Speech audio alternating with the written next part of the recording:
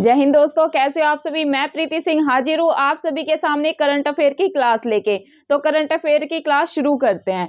आज आपको मैं काफ़ी महत्वपूर्ण क्वेश्चन कराने जा रही हूँ, इसलिए आपको अच्छे से क्लास को देखना है। कुछ बच्चे पिछली क्लास में कह रहे थे कि मैम आप क्लास पूरी कराया करें, क्लास पूरी नहीं है। तो डियर, टेक्निकल एरर की वजह से वो क्लास पूरी शूट नहीं हो पाई। मैंने पूरे आधे घंटे की क्लास ली थी, सारी चीज़ें आपको समझाई थी, लेकिन 15 मिनट की शूट हुई, फिर 15 मिनट की शूट हुई, और जो वो 15 मिनट की शूट हुई उसमें वीडियो तो पूरी थी लेकिन ऑडियो की प्रॉब्लम थी। तो डियर, इस वजह से मैं 15 मिनट की ही क्लास डाल पाई थी।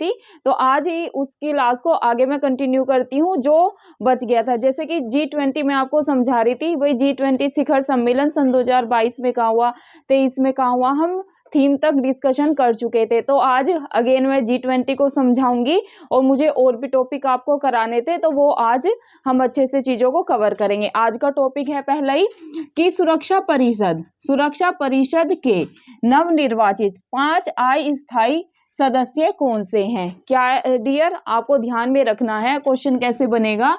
सुरक्षा परिषद के नवनिर्वाचित 5 अस्थायी सदस्य हमें बताने हैं। क्वेश्चन कैसे आएगा एग्जाम में कि सुरक्षा परिषद के 5 अस्थायी सदस्य बताइए। उनमें से 3 तो आपको दे देंगे, इनके नाम जो अभी मैं आपको बताऊंगी कि सुरक्षा परिषद में नवनिर्वाचित 5 अस्थायी सदस्य कौन कौन से हैं, मतलब कि नॉन परमानेंट मेंबर कौन कौन से हैं। उसमें से एक आपको ऐसा दे देंगे जो अभी नवनिर्वाचित 5 सदस्यों में से इनमें शामिल नहीं होगा, मतलब अलग से कंट्री का नाम दे देंगे। तो वो आप कैसे फाइंड आउट करेंगे, जब आपको ये पता होगा कि भाई सुरक्षा परिषद के वर्तमान में 5 अस्थायी सदस्य कौन से चुने गए हैं। तो ये आपको ध्यान में रखना है। चलिए तो मैं बताती हूँ आपको सुरक्षा परिषद के नवनिर्वाचित 5 अस्थायी सदस्य कौन कौन से हैं। पहला ध्यान में रखेंगे आप, जापान। पहला क्या है, जापान। सेकंड क्या है डियर, सेकंड है स्विट्जरलैंड। क्या, स्विट्जरलैंड। थर्ड सभी याद रखेंगे, थर्ड तो बहुत ज्यादा इजी है, थर्ड है माल्टा। क्या है, माल्टा। फोर्थ याद रखेंगे, मोजाम्बिक। क्या है, मोजाम्बिक। और 5 क्या है, इक्वाडोर। क्या है, इक्वाडोर। तो डियर, आप सभी याद कर लेंगे, सुरक्षा परिषद के नवनिर्वाचित 5 अस्थायी, आपको फोकस करना है, स्थायी होते हैं परमानेंट, उनको भी मैं अभी समझाऊंगी कि सुरक्षा परिषद के 5 स्थायी सदस्य कौन कौन से हैं। लेकिन यहाँ पर बात हो रही है अस्थायी सदस्य की। किसकी बात हो रही है, यहाँ पर बात हो रही है अस्थायी सदस्य की, जो कि सुरक्षा परिषद में 2 साल में चुने जाते हैं। कितने साल में, हर 2 साल के लिए चुने जाते हैं। तो ये जैसे 5 है ना, तो ये 5 2 साल के लिए चुने गए हैं। अभी आपको ये नहीं समझना कि सुरक्षा परिषद में अस्थायी सदस्य सिर्फ 5 ही चुने जाते हैं। आपको ध्यान में रखना है, जो सुरक्षा परिषद है इसमें 10 तो अस्थायी सदस्य होते हैं। कितने, सभी याद रखेंगे, 10 होते हैं अस्थायी सदस्य। कितने होते हैं, 10 होते हैं अस्थायी सदस्य, ये आपको ध्यान में रखना है। और 5 होते हैं डियर स्थायी सदस्य। कितने, 5 होते हैं स्थायी सदस्य, मतलब कि ये नॉन परमानेंट मेंबर कंट्री होती है जो 2 वर्ष के लिए चुनी जाती है। हर 2 साल में इनका कंट्री का चयन होता है। 5 स्थायी सदस्य ये परमानेंट मेंबर है, मतलब कि ये परमानेंट ही रहते हैं। अब ये परमानेंट कौन से, इन पे भी चर्चा करेंगे, लेकिन पहले आप ये जान ले कि भाई ये सुरक्षा परिषद है क्या। तो डियर, आपको ध्यान में रखना है, सब संयुक्त राष्ट्र संघ से तो परिचित होंगे, इसको मैं कितनी बार करा चुकी हूँ कि भाई संयुक्त राष्ट्र संघ की स्थापना 24 अक्टूबर 1945 में हुई थी। कब, संयुक्त राष्ट्र संघ की स्थापना 24 अक्टूबर 1945 को हुई थी। अब मैं इसको आपको क्यों बता रही हूँ डियर, इसको इसलिए बता रही हूँ, जो संयुक्त राष्ट्र संघ है जिसकी स्थापना 24 अक्टूबर 1945 को हुई, इसका ये एक अंग है, संयुक्त राष्ट्र का एक महत्वपूर्ण अंग है क्या, सुरक्षा परिषद। महत्वपूर्ण अंग है क्या, इज इक्वल टू सुरक्षा परिषद। क्या, सुरक्षा परिषद, ये चीज आप ध्यान में रखेंगे। अब आप सोचेंगे कि भाई जो संयुक्त राष्ट्र संघ है इसमें क्या एक ही अंग है सुरक्षा परिषद, तो डियर ऐसा नहीं है।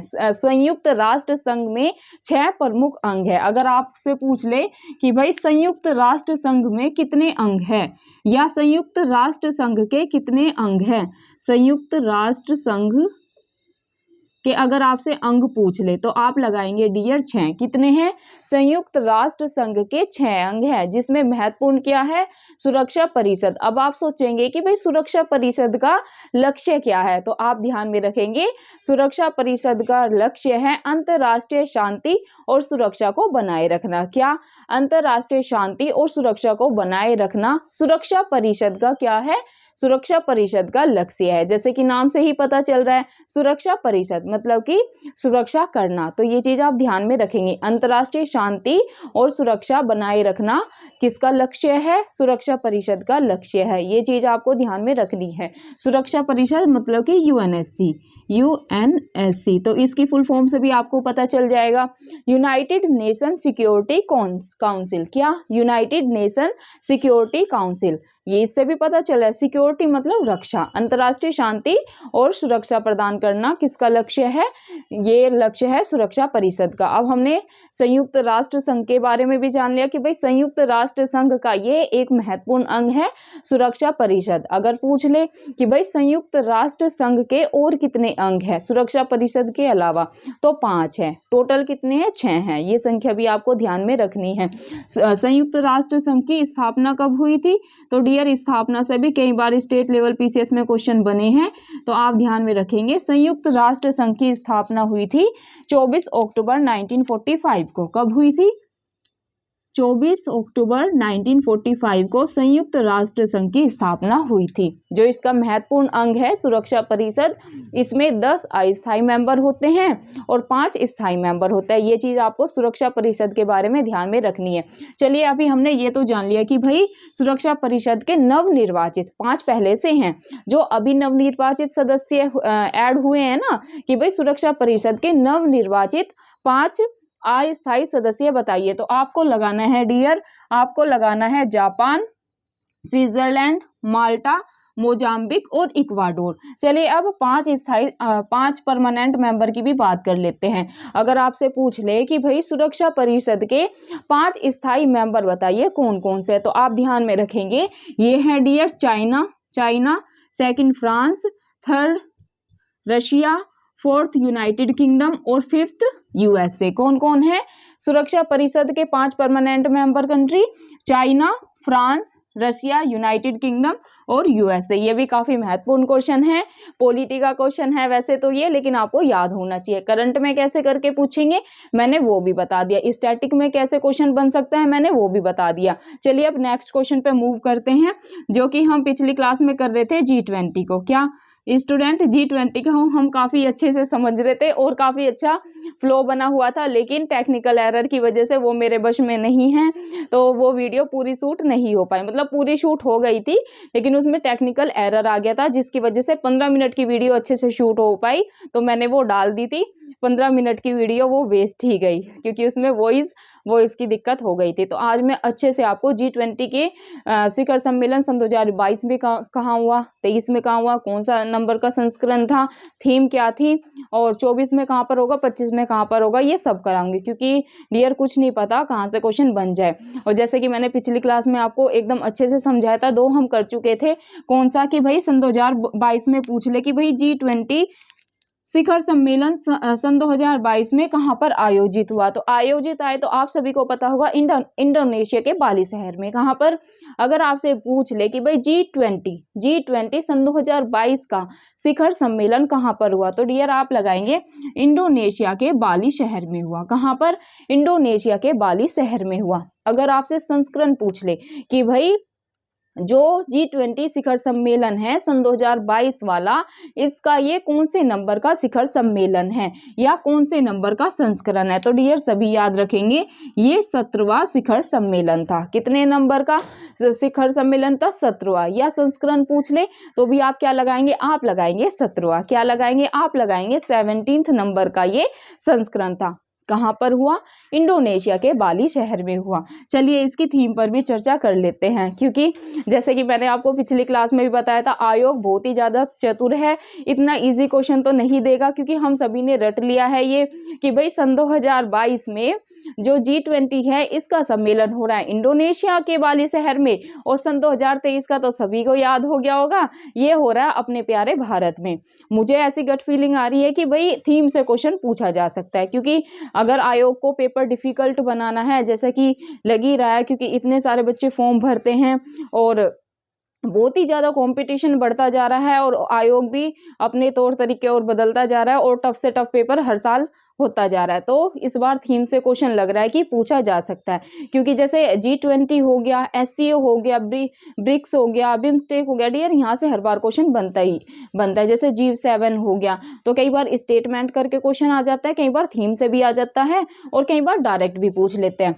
डिफिकल्ट बनाना है तो थीम से ही पूछेंगे, तो थीम भी आपको याद कर लेनी है। सन 2022 की डियर अगर थीम की बात करें तो ये है रिकवर टुगेदर और रिकवर स्ट्रोंगर। अभी पहले आप G20 की सन 2022 की थीम याद करेंगे, फिर हम सन 2023 की भी थीम अच्छे से याद कर लेंगे, क्योंकि आप सभी को पता है 1.5 से 2 साल का करंट अफेयर अपने यूपी PCS में आना है, या कोई भी स्टेट लेवल PCS की आप तैयारी कर रहे हैं तो 1.5 से 2 साल का करंट आता ही आता है। तो हमें 22 का भी याद करना है, जैसे ये अपना G20 हो गया, इसको 22 का भी याद करना है, 23 का भी। अगर हम सूचकांक याद कर रहे हैं तो भी हमें ऐसे याद करना है, सन 2022 के भी सूचकांक याद करने हैं और सन 2023 के भी, क्योंकि 22-23 दोनों के पूछे जाते हैं, स्टेटमेंट करके भी क्वेश्चन दे देते हैं। तो अभी आपको ध्यान में रखना है G20 शिखर सम्मेलन सन 2022 का कितने नंबर का संस्करण था? 17वां था। कहाँ पर हुआ? इंडोनेशिया के बाली में हुआ। थीम की बात करते हैं, थीम को आप कैसे याद करेंगे कि मैम इतनी सारी थीम है, वर्ल्ड पॉपुलेशन डे की थीम याद करनी है, इन्वायरमेंट डे की थीम याद करनी है, और भी बहुत सारी थीम हमें महत्वपूर्ण ही लगती हैं, तो वो भी याद करनी है। तो हम इन थीम को कैसे याद करें? तो डियर कुछ चीज़ें अगर आपको ट्रिक से याद हो रही है तो वो भी कर ले। देखिए G20 जो सन 2022 वाला है, G20 सन 2022 में जो इंडोनेशिया के बाली में हुआ, इसको आप कैसे याद करेंगे थीम को? तो आपको ध्यान में रखना है, इस बार की थीम है रिकवर टुगेदर और रिकवर स्ट्रोंगर। क्या है? Recover together, recover stronger. इसको आप कैसे याद करेंगे कि भाई आपको एक तो ऐसे ध्यान रखना है कि भाई जो G20 है ये चीज़ों को रिकवर करता है, या हम ऐसे याद कर ले कि भाई रिकवर टुगेदर, रिकवर स्ट्रोंगर, कि जैसे एग्ज़ाम आने वाले हैं तो हम जल्दी जल्दी चीज़ों को रिकवर करते हैं। और अगर आपका पार्टनर है, जैसे आपकी सिस्टर है या आपका फ्रेंड आपके साथ में है, आप साथ मिलकर तैयारी कर रहे हैं, तो अगर आप साथ मिलकर तैयारी करेंगे, जैसे आप उससे कुछ क्वेश्चन पूछ लें करंट के, वो आपसे पूछ रहा है, तो क्या अगर आप रिकवर टुगेदर कोई चीज़ को एक साथ मिलकर रिकवर करते हैं तो फिर आप क्या बनते हैं? रिकवर स्ट्रोंगर बनते हैं। तो आप चीज़ों को अच्छे से रिकवर करके क्या बनते हैं? स्ट्रोंगर बनते हैं। स्ट्रोंगर कैसे बनते हैं कि भाई जैसे हमने डिस्कशन किया, अगर हम G20 पे आपस में डिस्कशन कर रहे हैं कि यार तू ये बता चल इसका आंसर क्या है, या इसका आंसर क्या है, या हम SCO की बता तू बैठक कहाँ पर होगी सन 2023 में, या G20 के बारे में बता, या फिर तू यही बता दे कि भाई सुरक्षा परिषद के 5 स्थायी सदस्य कौन से, या अब तू ये बता कि भाई जो नवनिर्वाचित सदस्य हैं वो कौन से हैं, क्या इसमें ये भी शामिल है। तो ऐसे चीजें डियर बहुत अच्छे से याद हो जाती है, और जब हम एग्जाम में जाते हैं ना तो कई बार वही क्वेश्चन टकरा जाते हैं, तो हमें बहुत अच्छी फीलिंग आती है, यार ये तो हमने डिस्कशन किया था, अपनी सिस्टर के साथ किया था या अपने फ्रेंड के साथ किया था। तो ऐसे चीजें रिकवर हो जाती हैं एक साथ मिलके, और उससे हम क्या बनते हैं? उससे हम स्ट्रोंग बनते हैं, क्योंकि वो चीजें हमें जो हम डिस्कशन करके याद करते हैं लॉन्ग टर्म तक याद रहती है। तो इसको आप ऐसे करके याद कर सकते हैं रिलेट करके, कैसे? रिकवर टुगेदर और रिकवर स्ट्रोंगर। अब आप कभी नहीं भूलेंगे, ऐसे एग्जाम्पल करके अपने माइंड में आपको सेट बैठा लेना है कि भाई G20 सन 2022 की थीम ये है। चलिए अब G20 सन 2023 की बात करते हैं। अगर बात करें G20 शिखर सम्मेलन सन 2023 का कौन से नंबर का संस्करण था, तो आप ये 18वें नंबर का संस्करण है। कौन से नंबर का? अगर सन 2023 वाला पूछ ले कि भाई सन 2023 में जो G20 का शिखर सम्मेलन होने वाला है इसका ये कौन से नंबर का संस्करण है, तो डियर आप सभी लगाएंगे ये 18वां। सिंपल सा है, अगर 22 वाला 17वां है तो अगला 18वां होगा, तो इसमें तो याद करने की ऐसी कोई बात नहीं है। चलिए आयोजन कहाँ पर होगा, या ये कहाँ पर प्रस्तावित है? G20 शिखर सम्मेलन सन 2023 कहाँ पर प्रस्तावित है, तो आप लगाएंगे भारत में। कहाँ पर डियर? भारत में। आप सभी को याद रखना है SCO, SCO लिख लें आप, SCO प्लस G20 सन 2023, ठीक है, इज इक्वल टू आप लगा लें भारत। क्या? भारत। इन दोनों का शिखर सम्मेलन कहाँ पर हो रहा है? अपने प्यारे भारत में इसका आयोजन हो रहा है, सन 2023 वाला। चलिए अब हमने आयोजन की भी बात कर ली कि भाई G20 शिखर सम्मेलन सन 2023 में इसको कहाँ प्रस्तावित किया गया है या इसका आयोजन कहाँ पर होगा? इसका आयोजन होगा भारत में। कहाँ पर होगा? भारत में। अब इसकी थीम की बात करते हैं। थीम काफी महत्वपूर्ण है इस बार G20 की, तो आपको ध्यान में रखनी है। भारत में हो रहा है सन 2023 का G20 शिखर सम्मेलन, तो इसकी थीम क्या है? काफी महत्वपूर्ण ये भी हो जाती है, तो आपको ध्यान में रखना है थीम क्या है? वसुदेव कुटुंबकम। क्या है थीम? वसुदेव कुटुंबकम, one earth one family one future. क्या है सन 2023 की G20 की थीम? वसुदेव कुटुंबकम, वसुदेव कुटुंबकम, one earth one family and one future. अब आप इसको कैसे याद करेंगे कि मैम इसमें तो आपने हमें ट्रिक बता दी थी सन 2022 में कि रिकवर टुगेदर रिकवर स्ट्रोंगर, ठीक है, तो इसे हम कैसे याद करें? सन 2030 की हम कैसे याद करेंगे कि one earth one family one future. और डियर ये थीम आपको एग्जैक्ट ऐसे ही याद करनी है, ऐसे याद नहीं करनी है कि वन फ्यूचर वन अर्थ और वन फैमिली, या याद कर ले one family one future one earth, आगे पीछे करके याद नहीं करना है। आयोग बहुत ही तेज है, जैसे मैं बता रही हूँ आपको, क्योंकि कई बार हो जाता है ना, हम सोचते हैं कि यार मीनिंग तो एक ही है इसका, तीनों चीज तो आ रही है, चल ऐसे याद कर लेते हैं, लेकिन नहीं, आपको जैसे थीम मैं लिखवा रही हूँ वैसे ही याद करनी है। कैसे? वन अर्थ याद करने की कोशिश करेंगे। वन अर्थ मतलब कि आप सभी को पता है हमारी एक पृथ्वी है। क्या? वन अर्थ एक पृथ्वी है। वन फैमिली, इस पृथ्वी पे हमारी क्या है? हम सभी की एक प्यारी सी सुंदर सी फैमिली होती है। वन अर्थ वन फैमिली, एक पृथ्वी है, उस पे क्या है? हमारी प्यारी सी फैमिली है। देन वन फ्यूचर, क्या है? वन फ्यूचर, तो हमारी फैमिली के साथ ही हमारा फ्यूचर होता है, क्योंकि अगर हमारी फैमिली हमारे साथ नहीं है तो हमारा फ्यूचर भी किसी काम का नहीं है। तो जो भी हमारा फ्यूचर होता है, या हम जो भी कहते हैं ना फ्यूचर ड्रीम, कि तुम तो फ्यूचर में जी रहे हो, तुमने ऐसे ऐसे सपने देख रखे हैं, तो जो हमारे सपने होते हैं या जो भी हमें अचीवमेंट हासिल करनी है, तो अगर हमारी फैमिली नहीं होती ना, तो इंजॉय उस फ्यूचर को हम किसके साथ करेंगे? तो ध्यान में रखना है वन अर्थ की एक पृथ्वी है, उस पे क्या है? हमारी एक प्यारी सी सुंदर सी फैमिली है, और वन फ्यूचर, उन्हीं के साथ हमारा फ्यूचर भी है। तो ऐसे करके आप कनेक्ट करके याद कर सकते हैं, अभी आप नहीं भूलेंगे। क्या? वन अर्थ की एक पृथ्वी है, उस पे हमारी एक प्यारी सी सुंदर सी फैमिली है, फिर उन्हीं के साथ क्या होता है? हमारा फ्यूचर होता है। तो ऐसे करके आप याद कर सकते हैं। अभी आप G20 सन 2023 की जो शिखर सम्मेलन भारत में होने वाला है, इसकी थीम कभी नहीं भूलेंगे। और ऐसे ही डियर आपको याद करनी है। एग्जाम में आपको कैसे देंगे? एग्जाम में आपको दे देंगे, ए ऑप्शन देंगे, वन फैमिली वन फ्यूचर और वन अर्थ, ऐसे करके। बी में आपको दे देंगे dear one earth one future one family, ऐसे करके आपको आगे पीछे करके दे देंगे और पूछेंगे सन 2023 की G20 की थीम बताइए क्या है।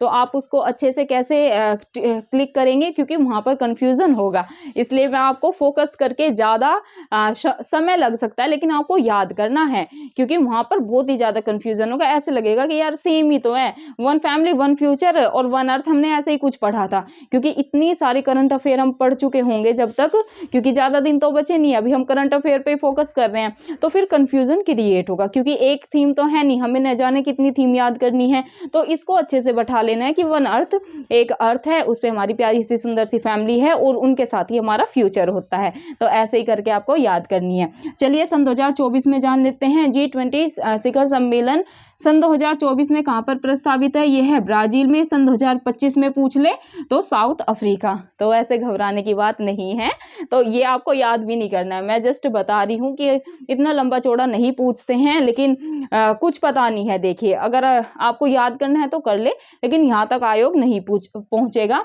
22 का पूछ लेगा, 23 का पूछ लेगा, 24 का नहीं पूछेगा, 25 का भी नहीं पूछेगा, लेकिन याद भी कर ले तो क्या जा रहा है? ब्राजील और साउथ अफ्रीका। 24-25, क्योंकि 23 का याद है, 24 में कहाँ पर हो रहा है? ब्राजील में होगा, और 25 में कहाँ पर होगा? साउथ अफ्रीका में होगा। तो ये सिंपल सी चीज़ थी। चलिए अब बात करते हैं डियर 118वीं भारतीय विज्ञान कांग्रेस की, किसकी बात करते हैं, 108वीं विज्ञान भारतीय कांग्रेस का आयोजन कहाँ पर हुआ। ये भी काफी महत्वपूर्ण क्वेश्चन है, कई बार यूपी पीसीएस में ये क्वेश्चन पूछा गया है। अब के तो 108वीं है, क्या एक बार 126 से पूछा गया था, मतलब जब भी ये करंट में होता है तभी ये पूछा जाता है। तो आपको ध्यान में रखना है, इस बार 108वीं भारतीय विज्ञान कांग्रेस का सम्मेलन हुआ है। तो ये कहाँ पर इसका आयोजन हुआ है, तो ये आपको ध्यान में रखना है। सन 2023 में हुआ है। कहाँ, कब हुआ है, 3 से 7 जनवरी। कब हुआ है, 3 से 7 जनवरी सन 2023 को 108वीं भारतीय विज्ञान कांग्रेस का सम्मेलन हुआ है। इसका जो सम्मेलन है डियर, ये कहाँ पर हुआ है, तो आप ध्यान में रखेंगे महाराष्ट्र के नागपुर में। कहाँ पर, महाराष्ट्र नागपुर में 108वीं भारतीय विज्ञान कांग्रेस का आयोजन हुआ है। ये चीज आपको अच्छे से ध्यान में रखनी है, यहीं से पूछेंगे, इस पे आप 3 स्टार लगा लें कि भाई 108वीं भारतीय विज्ञान कांग्रेस का आयोजन कहाँ पर हुआ है। तो आप सभी को ध्यान में रखना है, ये कहाँ पर हुआ है, महाराष्ट्र नागपुर में, महाराष्ट्र के नागपुर में। चलिए अब इसकी भी थीम की बात कर लेते हैं कि भाई 108वीं भारतीय विज्ञान कांग्रेस की सन 2023 की थीम क्या है। क्वेश्चन कैसे बनेगा, 108वीं भारतीय विज्ञान कांग्रेस सन 2023 की थीम बताइए। तो थीम भी डियर आपको अच्छे से दिमाग में बैठा लेनी है, काफी महत्वपूर्ण है। क्या है, महिला सशक्तिकरण। क्या, महिला सशक्तिकरण। अगर आपको 2-3 पॉइंट याद है ना तो भी आप राइट करके आएंगे, थीम को ऐसे रिलेट करके याद कर लिया करें कि भाई महिलाओं के सशक्तिकरण की बात हुई है इस बार भारतीय विज्ञान कांग्रेस में। महिला सशक्तिकरण सहित सतत विकास के लिए विज्ञान और प्रौद्योगिकी। क्या है कि भाई हमने कुछ ऐसा पढ़ा था, महिला सशक्तिकरण और सतत विकास, ठीक है। तो ऐसे दो पॉइंट आपको याद होंगे ना, महिला सशक्तिकरण और सतत विकास। तो जहां भी आपको 4 ऑप्शन में दिखेगा ना तो आप राइट करके आएंगे। अभी लास्ट टाइम में सारी चीजें ऐसे याद नहीं होती ना, तो थोड़ा ट्रिक का भी इस्तेमाल कर ले। तो आपको फोकस करना है महिला सशक्तिकरण पे और सतत विकास। और सिंपल है, विज्ञान और प्रौद्योगिकी की तो बात होगी क्योंकि बात हो रही है भारतीय विज्ञान कांग्रेस की। तो थीम कैसे याद करेंगे, महिला सशक्तिकरण सशक्तिकरण के साथ सहित, मतलब साथ में, महिला सशक्तिकरण सहित सतत विकास के लिए। क्या, सतत विकास के लिए विज्ञान और प्रौद्योगिकी।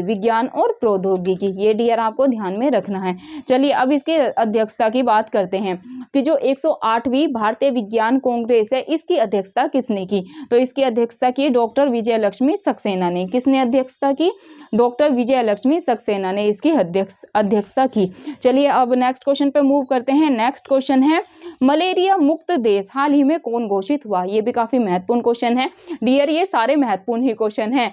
मैंने जैसे कि PYQ अच्छे से सोल्व कर रखा है तो मुझे पता है कि भाई कहाँ से क्वेश्चन पूछे गए हैं। 108वीं विज्ञान कांग्रेस ले लें, अपने सुरक्षा परिषद के नवनिर्वाचित 5 अस्थायी सदस्य ले ले, एक बार यहाँ से भी क्वेश्चन बना था, और G20 G7 से तो क्वेश्चन पक्का ही बनता है। तो आपको अच्छे से क्लास को देखना है, बिल्कुल भी कक्षा को स्किप नहीं करना है, अंत तक कक्षा में जुड़े रहना है, क्योंकि अगर आप सारी क्लासेस अच्छे से करते हैं तो आपको मैं बोलती हूँ ना 30 से 35 क्वेश्चन आने वाले हैं, 25 से 30 क्वेश्चन डायरेक्ट हमारी क्लास से ही टकराएंगे, क्योंकि ये कोई पहली क्लास नहीं है dear. 190 plus classes current affair की हो चुकी हैं और मैंने बहुत अच्छे से सारी चीजों को कवर कराया। पहले हम डेली करंट अफेयर करते थे, लेकिन अभी जैसे एग्जाम नजदीक में है तो जो हमें महत्वपूर्ण चीजें लग रही है उनको कवर कराते हुए चल रहे हैं, क्योंकि काफी बच्चे बोल रहे हैं कि मैम हम करंट अफेयर में सीधा मतलब आपके ही भरोसे हैं तो आप अच्छे से करंट अफेयर को करा दे। तो मैं नहीं चाहती कि किसी बच्चे के करंट अफेयर में गलत क्वेश्चन हो, तो जहां से क्वेश्चन बनते हैं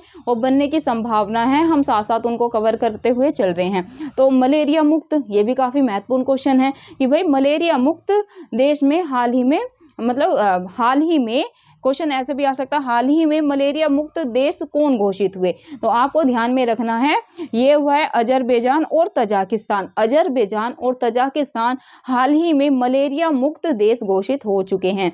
तो अब जो अजरबैजान है और तजाकिस्तान है, यहाँ पर मलेरिया मुक्त ये हो चुका है, मलेरिया यहाँ पर नहीं फैलेगा। अब ये चीज़ आपको ध्यान में रखनी है। इससे पहले और भी देश मलेरिया मुक्त घोषित हो चुके हैं, ये कौन कौन से देश है उनको भी बता देती हूँ। सन 2021 में डियर चाइना मलेरिया मुक्त घोषित हो चुका है। कब हो चुका है? सन 2021 में, आपको ध्यान में रखना है। इससे पहले श्रीलंका, सन 2016 में श्रीलंका मलेरिया मुक्त घोषित हो चुका है, ये चीज़ भी आपको ध्यान में रखनी है। और भारत भी, अब नोट में क्या है, भारत में मलेरिया उन्मूलन हेतु प्रयास वर्ष सन 2015 से स्टार्ट हुआ है। भारत में भी ये कार्यक्रम शुरू हो गया है कि भाई भारत को भी जल्द से जल्द मलेरिया मुक्त किया जाए। तो सन 2015 से ही इस पे कार्य शुरू हो गया है। तो जल्द भारत भी मलेरिया मुक्त घोषित हो जाएगा। अभी कौन कौन से देश हैं जो मलेरिया मुक्त घोषित हो चुके हैं, हाल ही में पूछेंगे तो आपको लगाना है डियर अजरबैजान और तजाकिस्तान। पूछ ले कि भाई सन 2021 में मलेरिया मुक्त किस देश को घोषित किया गया था, तो आप क्या लगाएंगे कि भाई चाइना किया गया था। सन 2016 में पूछ ले तो आप लगा देंगे श्रीलंका। क्या लगा देंगे? श्रीलंका। चलिए आज के लास्ट क्वेश्चन पे मूव करते हैं। आज लिया है भारत की नई राष्ट्रपति कौन बनी है। तो क्योंकि डियर ये भी काफ़ी महत्वपूर्ण टॉपिक है, भारत की राष्ट्रपति से इस बार 100% स्टेट लेवल पीसीएस में क्वेश्चन बनेगा ही बनेगा।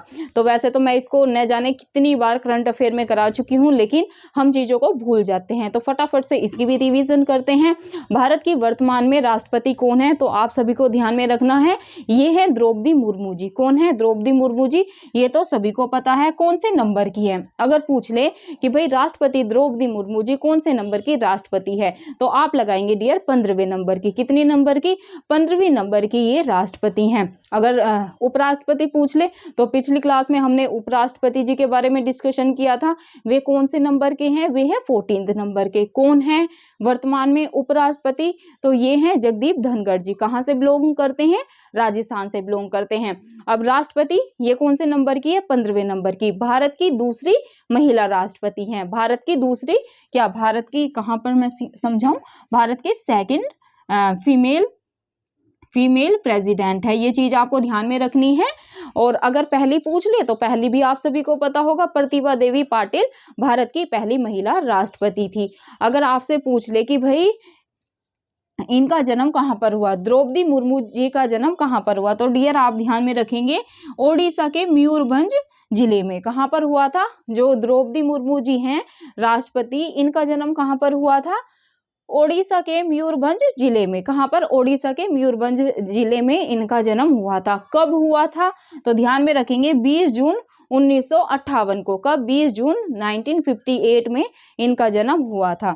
ध्यान में रखेंगे डियर। ये बिलोंग कौन सी जनजाति से ये बिलोंग? जनजाति काफी महत्वपूर्ण है। अगर पूछे कि भाई द्रौपदी मुर्मू जी कौन सी जनजाति से बिलोंग करती है, तो आप लगाएंगे डियर संथाल। क्या लगाएंगे? संथाल। ये आपको अच्छे से, मैं बोल रही हूँ 100% यहाँ से क्वेश्चन बनेगा, तो इसको आपको अच्छे से बैठा लेना है कि भाई जो राष्ट्रपति द्रौपदी मुर्मू जी हैं ये संथाल जनजाति से बिलोंग करती हैं। किससे? संथाल जनजाति से बिलोंग करती है। पहली महिला राष्ट्रपति आदिवासी, ये पहली आदिवासी महिला राष्ट्रपति अगर आपसे पूछ ले कि भाई पहली महिला आदिवासी बताइए जो राष्ट्रपति बनी है, तो ये भी द्रौपदी मुर्मू जी हैं। अगर सेकंड महिला राष्ट्रपति पूछ लें तो आप लगाएंगे कि भाई द्रौपदी मुर्मू, लेकिन फोकस करना है कि पहली महिला आदिवासी पूछा है तो द्रौपदी मुर्मू जी हैं। वैसे सिंपली पूछ ले कि भारत की दूसरी महिला राष्ट्रपति बताइए कौन है, या द्रौपदी मुर्मू जी भारत की कौन सी नंबर की महिला राष्ट्रपति हैं, तो आप दूसरी लगाएंगे। तो और पूछ ले कि भाई कौन सी जनजाति से बिलोंग करती है, तो डियर आप सभी ध्यान में रखेंगे, जनजाति नहीं भूलना है। ये है संथाल। 3-4 प्रकार की देंगे, भील दे देंगे, कोल दे देंगे और संथाल दे देंगे, थारू दे देंगे। तो आपको ध्यान में रखना है कि भाई ये संथाल जनजाति से बिलोंग करती हैं। चलिए और इंफॉर्मेशन, भारत के राष्ट्रपति पद पर आसीन होने वाली सबसे युवा राष्ट्रपति हैं ये भी आपको ध्यान में रखना है। भारत के राष्ट्रपति पद पर आसीन होने वाली ये सबसे युवा राष्ट्रपति हैं। कितने वर्ष की हैं ये 64 वर्ष की हैं। तो डियर ये थी आज की करंट अफेयर की क्लास। आप सभी को कमेंट बॉक्स में ज़रूर बताना है कि भाई क्लास आपको कैसी लग रही है और क्वेश्चन का लेवल आपको कैसा लग रहा है। क्योंकि जब मैं लाइव क्लास लेती थी तो काफ़ी बच्चे बोलते थे मैम बहुत टफ है, आप लोग आंसर ही नहीं कर पाते थे। लेकिन अभी भी काफ़ी बच्चे बोल रहे हैं कि मैम लाइव आके पढ़ाई करें, अच्छा लगता है और हम भी आंसर करते हैं। लेकिन डियर अभी जैसे लास्ट टाइम है अपना सभी का रिवीजन का चल रहा है, तो कमेंट्स में काफ़ी टाइम चला जाता है, तो मैंने उसी टाइम को बचाने की कोशिश की है। यहाँ पर क्या होता है, ऑफलाइन जैसे मैं वीडियो शूट करके डालती हूँ, मैं फटाफट से चीज़ों को आपको कवर करा देती हूँ और आपको उससे काफ़ी लाभ भी होता है। ये मुझे आपके वॉच टाइम से ही पता चल जाता है और काफ़ी एप्रिशिएट कर रहे हैं आप मेरी टीचिंग को। आप सभी कहते हैं कि मैम आप जो कराती हैं वो दिमाग में छप जाता है, आप बहुत अच्छे से समझाती हैं और मतलब और भी पता नहीं न जाने आपकी कितनी अच्छे फीडबैक है। तो उन सभी प्यारे शब्दों के लिए बहुत बहुत शुक्रिया। ऐसे ही आप मेरा सपोर्ट करते रहे। अगर आप मेरा ऐसे ही सपोर्ट और साथ बना के रखेंगे तो हम आगे भी बहुत अच्छा, अभी तो हम सिर्फ करंट अफेयर कर रहे हैं लास्ट टाइम में, फिर और सब्जेक्ट भी कवर करेंगे अच्छे से, फिर दोबारा पॉलिटी कवर करेंगे, हिस्ट्री, ज्योग्राफी और अच्छे से चीज़ों को कवर करेंगे। तो डियर आप सभी को अगर वीडियो अच्छी लगे, मैम का एफर्ट अच्छा लगे तो वीडियो को लाइक कर देना है। चैनल को अगर सब्सक्राइब नहीं कर रखा है तो सभी चैनल को सब्सक्राइब कर लेंगे, ऑल बेल आइकन दबा लेंगे। उससे क्या होगा, जब भी मैं अपनी करंट अफेयर या कोई भी वीडियो शूट करके डालूंगी तो सबसे पहले नोटिफिकेशन आपके पास जाएगा। और सिर्फ आपको ही क्लास से लाभ नहीं उठाना है, आपको ज़्यादा से ज़्यादा वीडियो को शेयर करना है ताकि गांव-गांव तक हमारी ये एजुकेशन की वीडियो जाए और हम सभी का जो एक सपना है सरकारी नौकरी पाने का, उनके सपने में अपना थोड़ा-सा योगदान दे पाए। तो धन्यवाद डियर, मिलते हैं आपको कल की करंट अफेयर की क्लास में। जय हिंद, जय भारत, शुभ रात्रि।